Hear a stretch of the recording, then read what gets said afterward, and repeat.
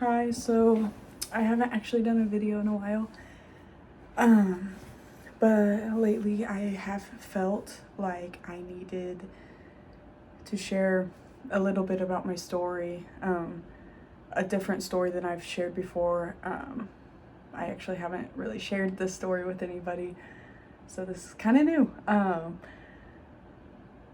As many know, I was a collegiate athlete for 4 years, and it was for track, and those past 8 years running has been my everything, literally, and most importantly it's been my coping mechanism, it's been my therapy.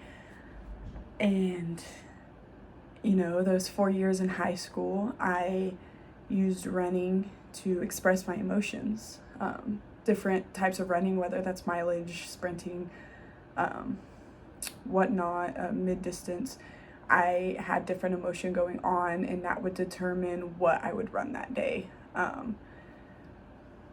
Yeah, in college track, I could not because, I'm practicing 20 plus hours a week, and it's like a full-time job as an athlete, a student athlete.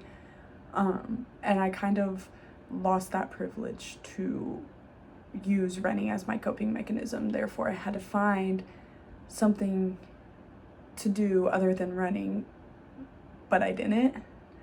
I would go to practice and I would go to classes and everything would be fine.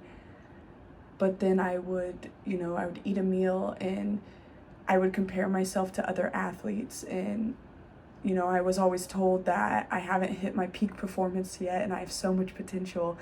And I'm like, why am I not hitting that potential? So, after I would eat, I would go run because, I'm comparing myself to these athletes. And, deep down, I knew genetics are so different and I will never be like a specific athlete because I'm unique in myself,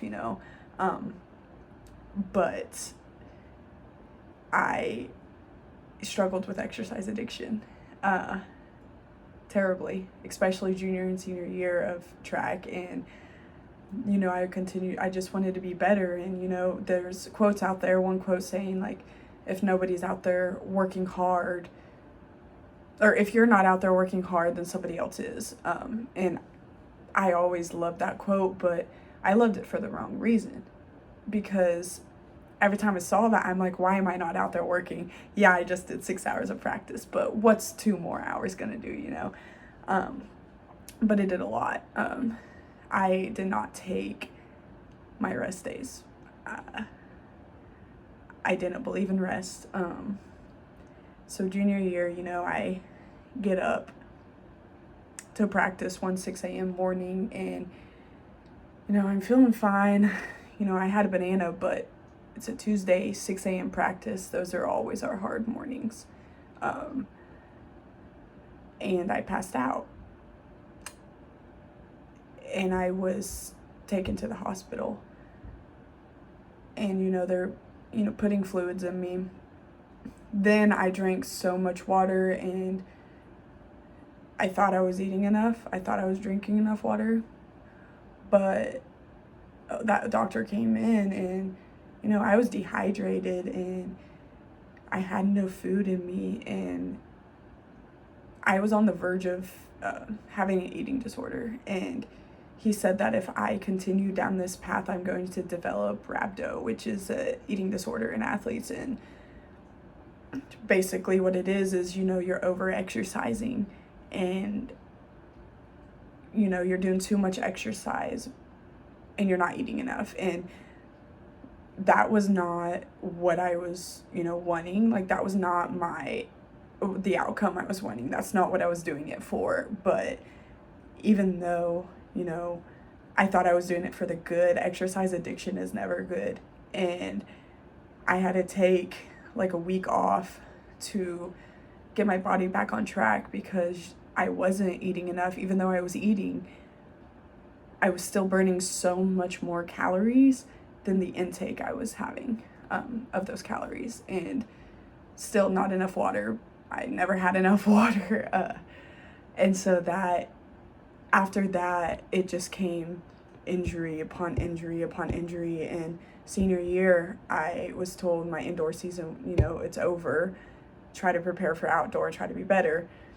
I tried to do all that. I thought I was back on track with my body, and it was just really, really hard mentally and physically. And, I just, developed worse depression because, what do you do when you're known as an athlete and all you've ever known was track for 8 years, and you get told that senior year of all years, your career is over. But I wasn't going to let that stop me from my outdoor, and I did hit personal bests, not the goals I wanted to achieve necessarily, but I felt better. And then, I come to KU for my master's, and I'm still struggling with the identity loss, and, it was a struggle to start running again. I told everybody I loved running. I still tell everybody I love running, and honestly, in reality, I'll go do 5Ks with people.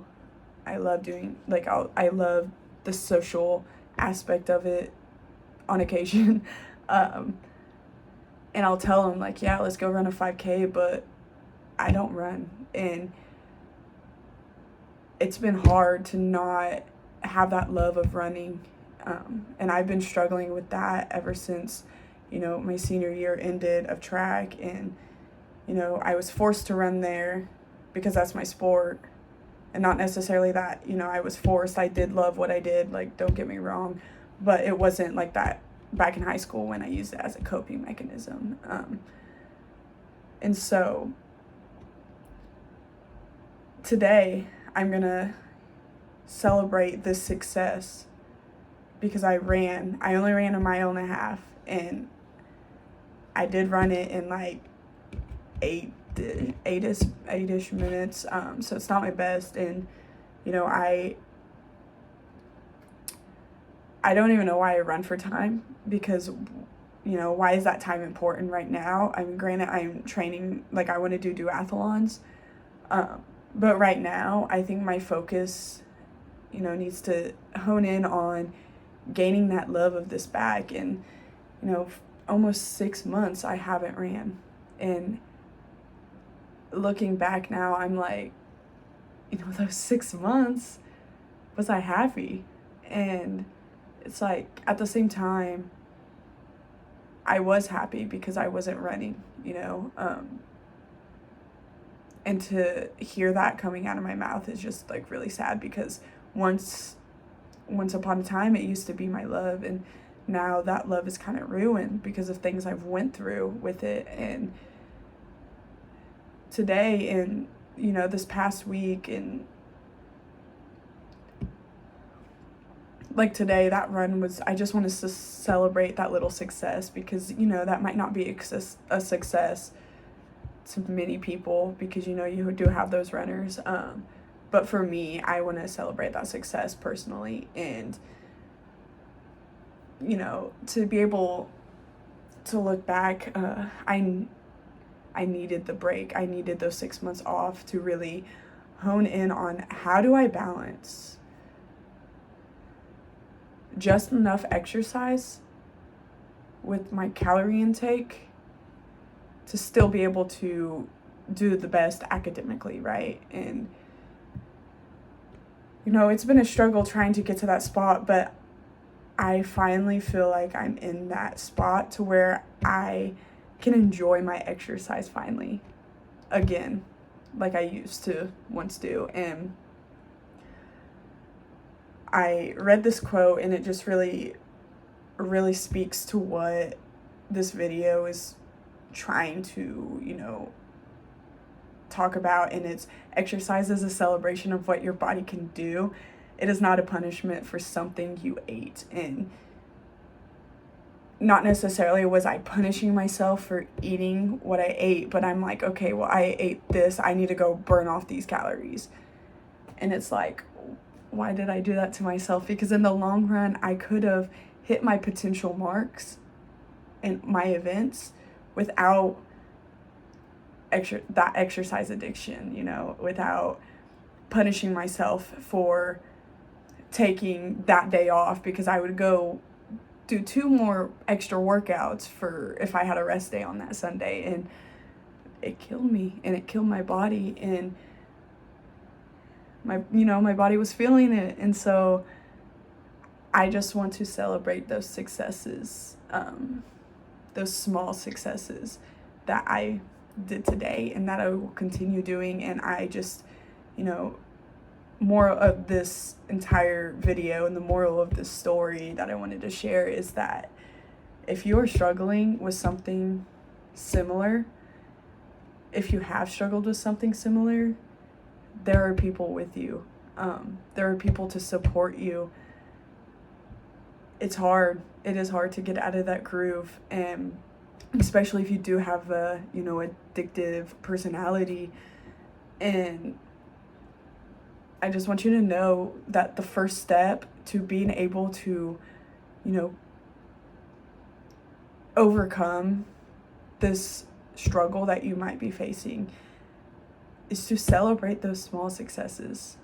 They will come a long way, and just be proud of yourself, and just, write down those successes that you achieved, even if they're just one small baby step, because you still did that baby step, and that small baby step, months from now will lead you to some great, amazing thing. And so I just want to end with, I am proud of you, and to keep striving and to keep being yourself.